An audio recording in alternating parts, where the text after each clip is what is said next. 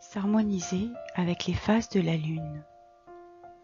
La Lune interagit avec la Terre à travers 3 forces physiques mesurables: la gravitation, le champ magnétique, la lumière.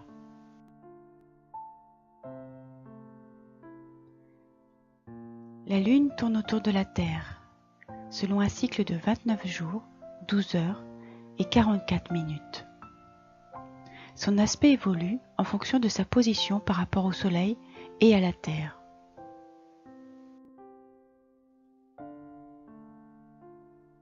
Les phases de la Lune. Quand la Lune se trouve entre le Soleil et la Terre, elle est invisible. C'est la nouvelle Lune, début du cycle lunaire. Puis, sa luminosité croît, elle entre dans sa phase croissante. Quand elle est totalement visible, ronde et brillante dans le ciel, c'est la pleine Lune. Puis, sa luminosité décroît et elle passe en phase décroissante.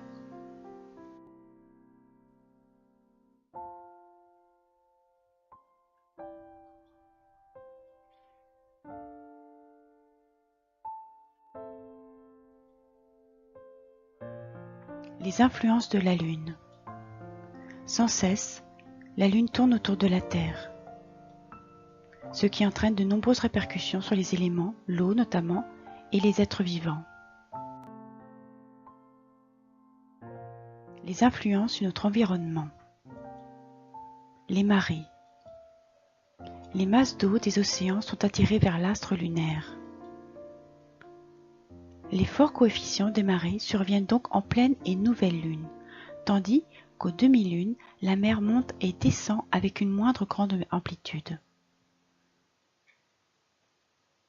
Les plantes. La Lune agit sur le développement des végétaux. Cet effet serait dû à l'attraction exercée par la Lune sur les liquides, les plantes étant majoritairement constituées d'eau. Tenir compte de son cycle permettrait pour certains d'optimiser les récoltes. Les animaux. Autrefois, certains de nos ancêtres consultaient le calendrier lunaire pour déplacer et rentrer le bétail, programmer des saillies, de même pour les pêcheurs pour réaliser leur meilleure prise.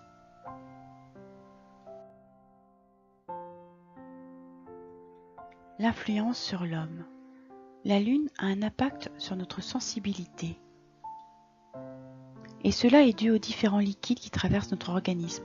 Nous sommes composés à 60% d'eau en moyenne. Elle possède donc une influence directe sur nos cheveux, notre humeur, notre tonus et notre santé en général. Les énergies lors des phases lunaires. La nouvelle lune. Le croissant commence à réapparaître. C'est un moment pour commencer de nouvelles choses et prendre de nouveaux départs. C'est une lune qui nous questionne sur ce que nous voulons voir arriver de nouveau dans notre vie. C'est le moment idéal pour poser des intentions et formuler des vœux. La lune croissante.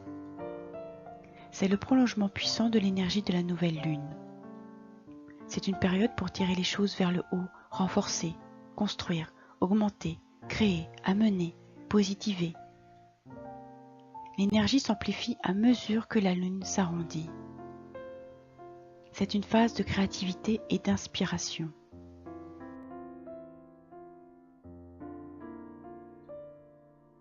La pleine lune. C'est un moment où l'énergie lunaire est au plus haut. De ce fait, les 3 ou 4 jours qui entourent la pleine lune sont perturbants. C'est un passage très important pour le travail intérieur, pour chercher en soi, transformer les blocages. C'est le moment de lâcher prise et recommencer à nouveau. Libérez-vous du vieux dans votre vie. Débarrassez-vous de tout ce que vous ne voulez plus, comme la culpabilité, la peur, la déception, la jalousie, qui sont contre-productifs pour les remplacer par du productif.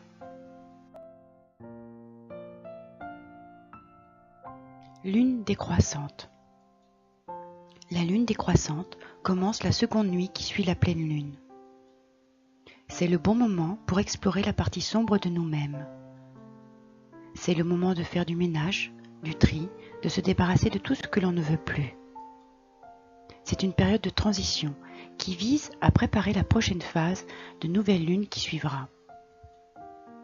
Tout comme la pleine lune, au cours de la lune décroissante, il faut se délester de l'ancien pour laisser s'installer le renouveau. Lorsqu'on s'harmonise avec les cycles de la lune, nous vibrons un peu plus au rythme des cycles de la nature. Nous apprenons davantage sur nous-mêmes.